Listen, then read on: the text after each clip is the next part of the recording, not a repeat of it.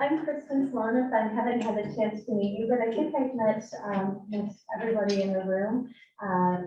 Superintendent of schools, proud to be here tonight, and I'm going to be presenting our budget, our proposed budget to the community.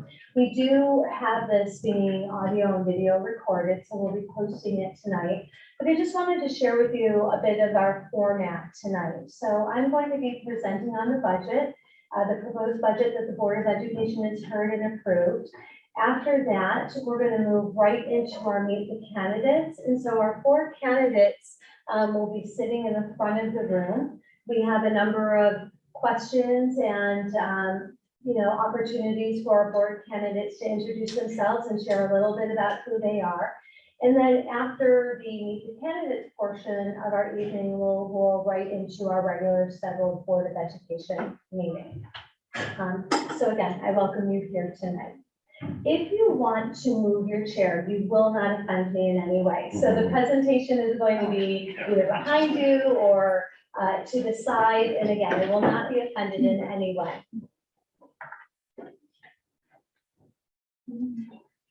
So I've been meeting with different faculties going over the budget, and as I share with our budget, we always anchor our budget into the mission and vision of our school district and what is most important to our community. Our spending plan should really be reflective of those priorities. So this year, our priorities have been to really focus on our instructional programs, wanting to make sure that we continue to have a strong academic program for our students. In addition to our academic program, we've really been focusing this year on the social emotional needs of our students and our staff. And of course, safety has really been a top priority last year and this year and continues to be.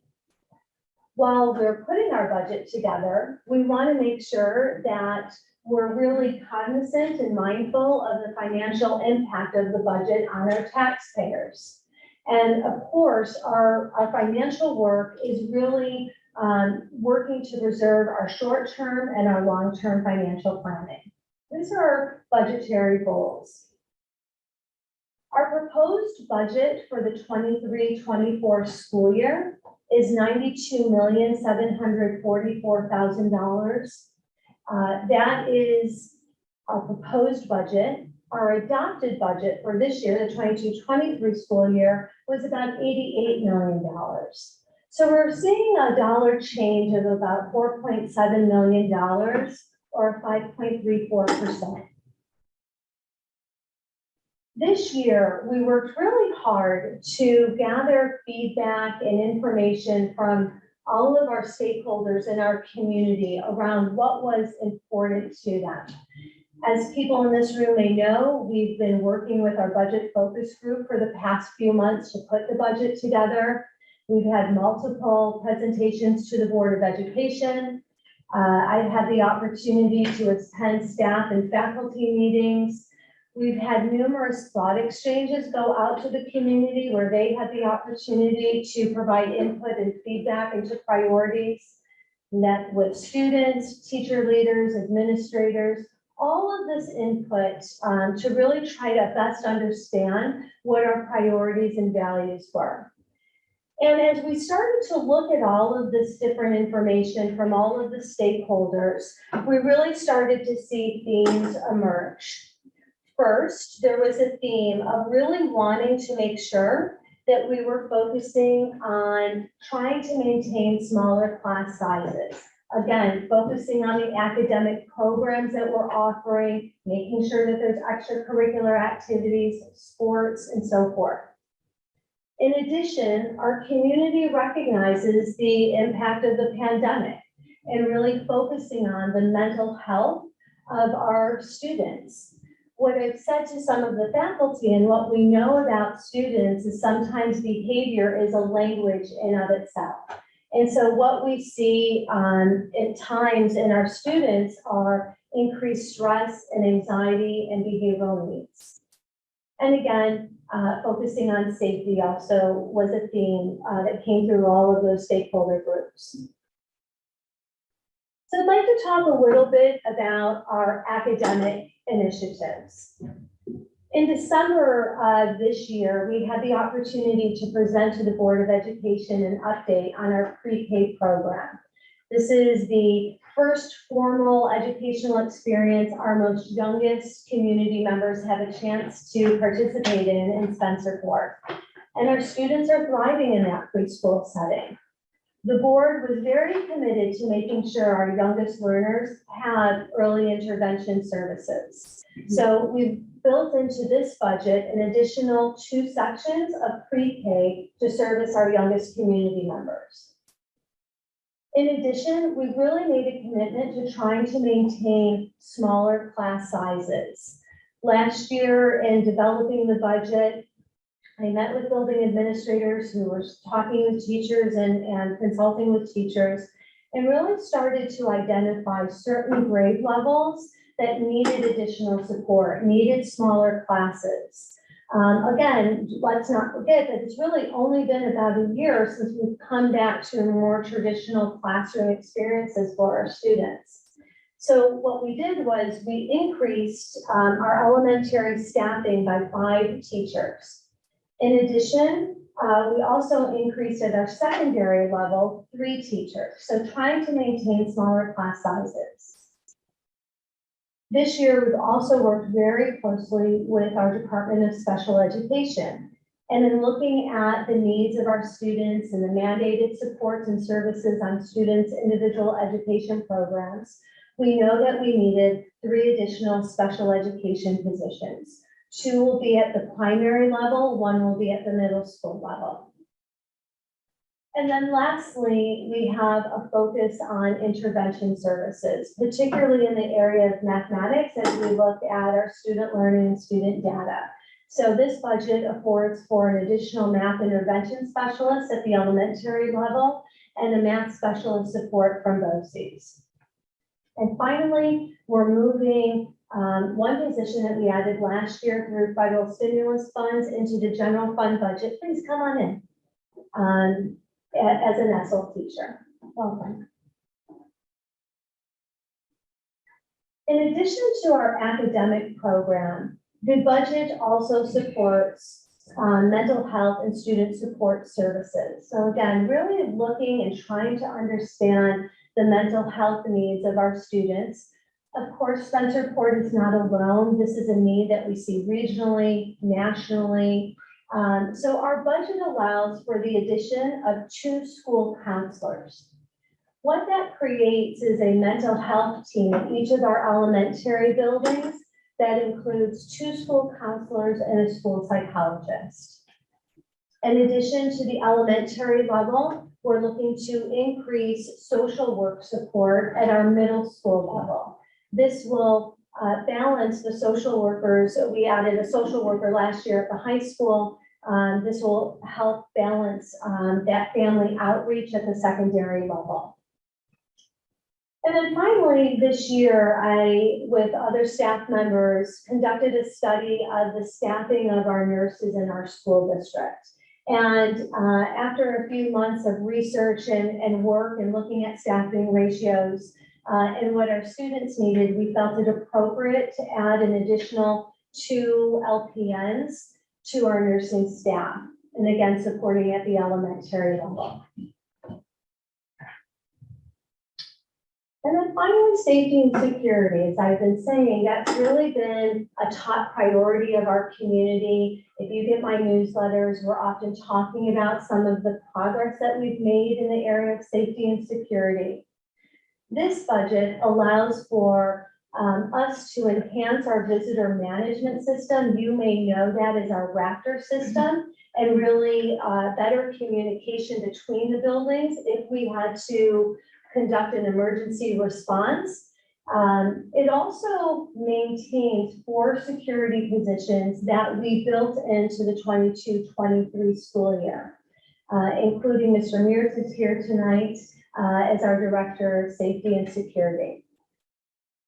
Next year, we have a proposal for adding an additional 4 security members.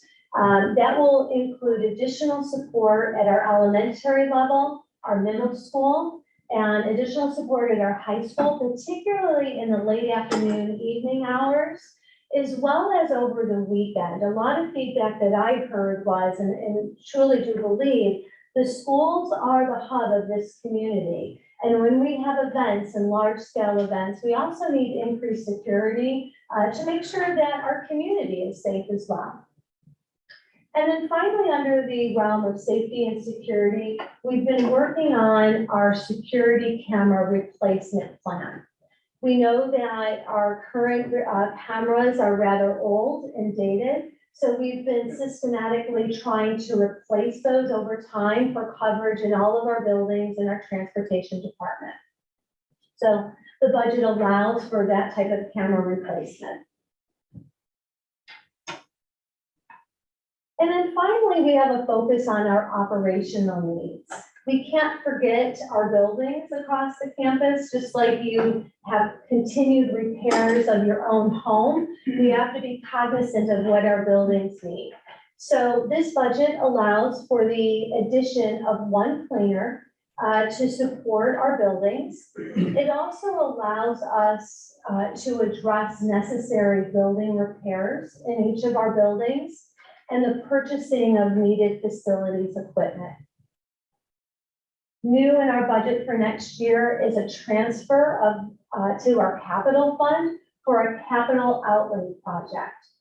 And what that is it's a small capital improvement project. As I've been sharing with staff, maybe think about a project that you're taking on in your own home. You want to renovate your family room, for example.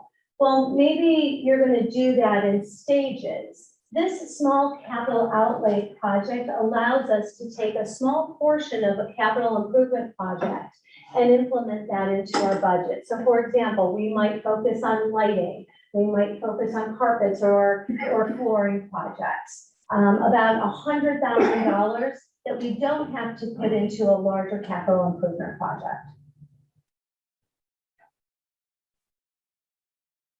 The budget also allows us to address a few more initiatives. As I shared with the Board of Education in March, a small subcommittee and I have been looking at the social emotional needs and the behavioral needs of our students.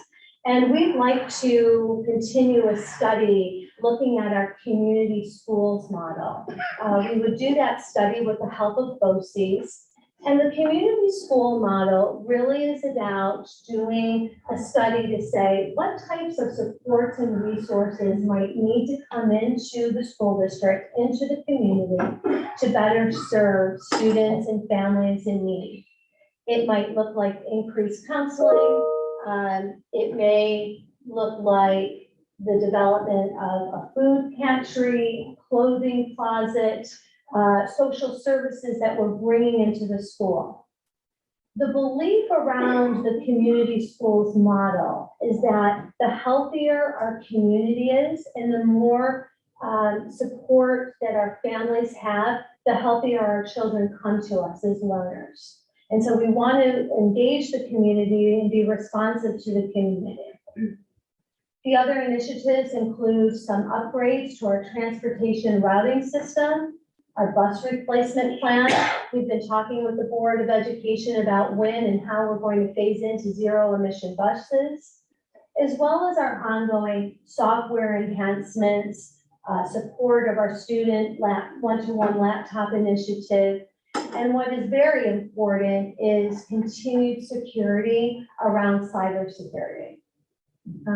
We know, and I know that you know as a community, we are constantly being at risk for ransomware and people trying to get into our computer systems. So in the state of New York, we're obligated to share the percentage of our budget and how it breaks out into three main parts: administrative costs, capital costs, and programmatic costs.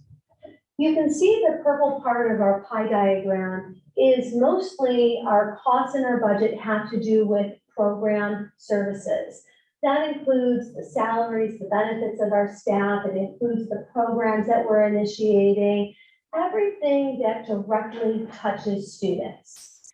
And a school district that values their community and their students, you're going to see the majority of their budget will be based in programmatic costs. That's how it should be.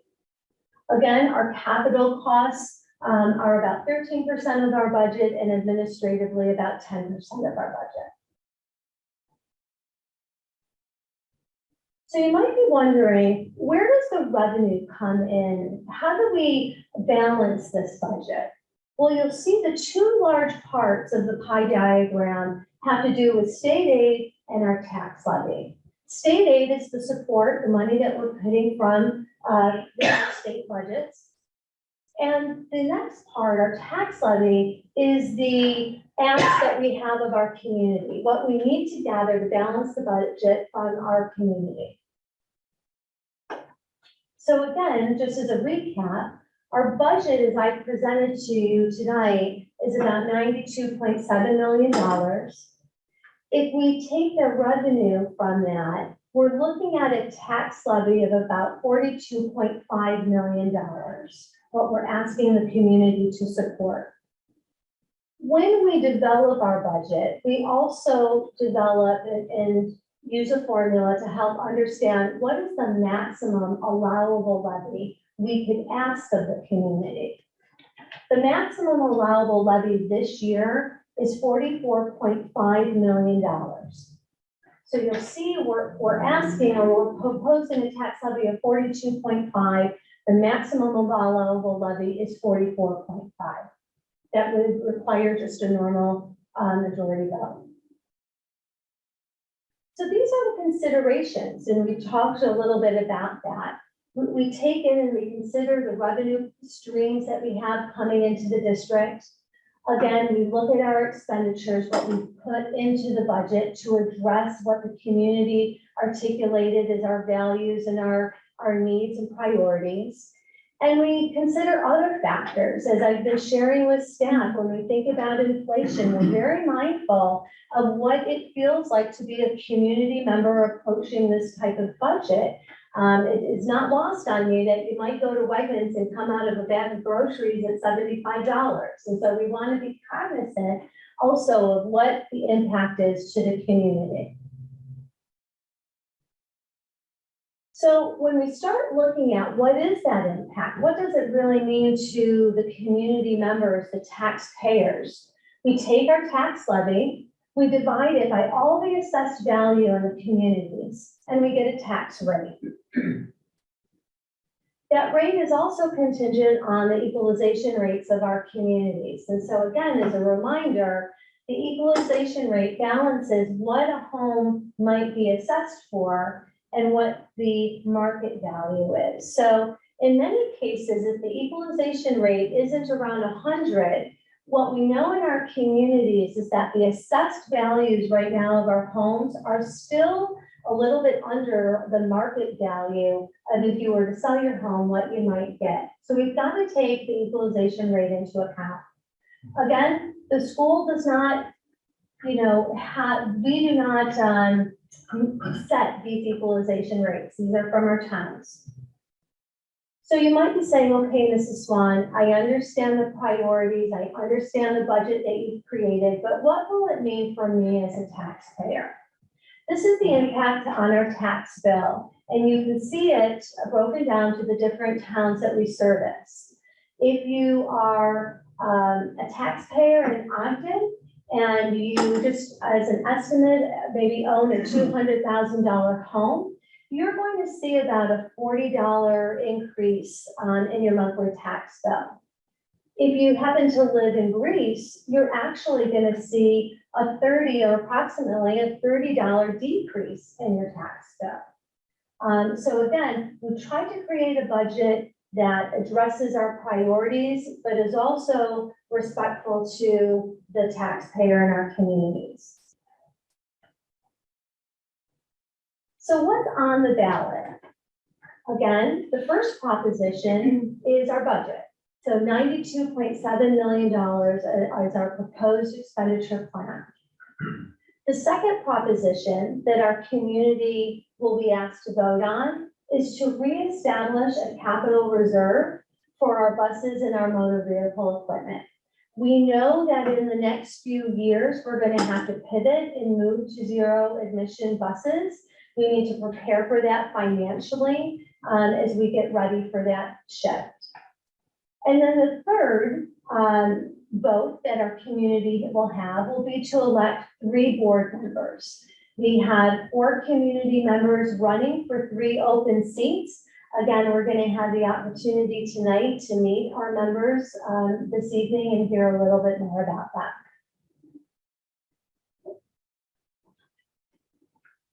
I always share a story that when I started my career in education, a mentor of mine, the first person who hired me, said, Mrs. Swan or Kristen, always give your community something to be proud about.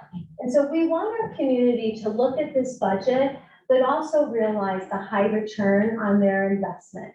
We've got wonderful children who are exceeding and really thriving this year. Some of the highlights are in those pictures. Of course, graduation is always a highlight. We have about 95% of our students graduating with a really high percentage, almost 65 to 68% graduating with the Regions with Advanced Designation Diploma. We had over 100 students meet National Honor Society qualifications this year at the high school and a tremendous amount at the middle school. Those middle school students, they were so impressive the evening that we inducted them into the Junior National Honor Society. We've had a number of students participating in local and regional competitions and have been very successful. Teachers who have won state awards and national awards. So my hope is that the community really feels proud of the accomplishments of our students and our staff.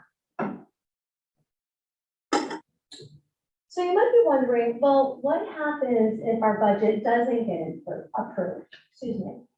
We are required to create a contingency budget. And again, the contingency budget consists of certain salaries, really the necessary classes and academic classes that our students need, minimal services to really operate the buildings.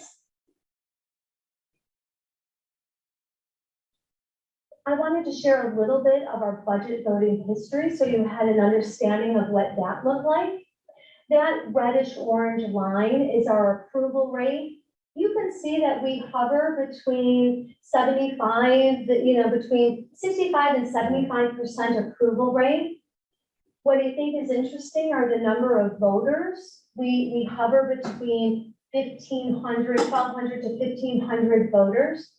That spike in the year 2021 was COVID, where we all had the opportunity, because we were social distancing, to mail in our votes. So you can see we almost had 4,000 voters that year who mailed in for the budget, but we really have not seen that type of response for people coming to the schools.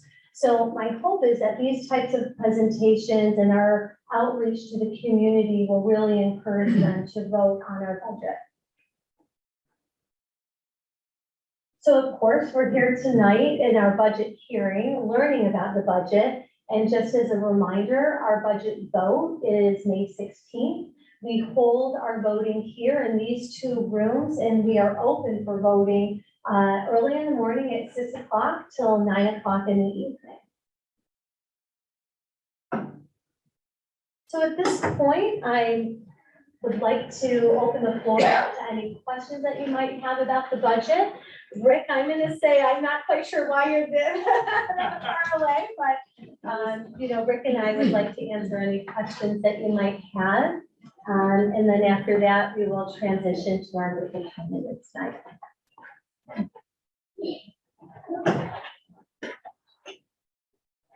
Stephen?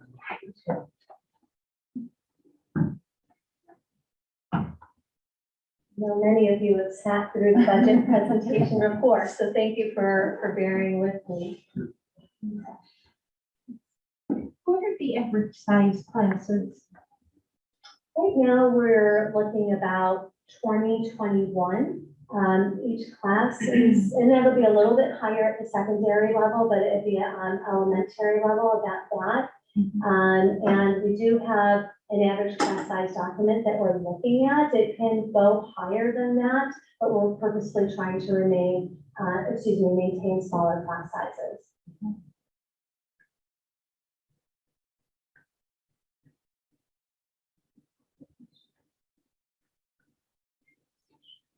I didn't see, is our population increasing? We're really stable right now when we look at our enrollment projections. And I shared the exact number, or excuse me, an estimate in my community newsletter. I want to say about 3,500, but I've got the exact number. But it's interesting, we project what we're going to get in terms of registrations over spring and summer, because that's always a rush. So we usually add a good portion of our students coming into the summer as well.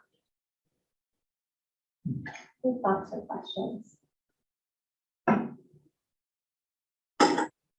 All of this information is on our website, so I encourage you, if you're talking to other community members, please direct them to the website. As I shared, we've been trying to post all of our budget focus group information, all of the thought exchange information to our website. So I think that that's a very good source. And in addition, if you do come up with a question, there is a link that will allow you to ask a question, and we'll get back to you as soon as possible. And I think that there's a helpful Q&A on the website as well that you might want to look at. So without any more questions, what I'd like to do is we're going to transition now. We'll take about 5 minutes to allow our Board of Education candidates to get settled up front, and then we'll transition to meet the candidates next.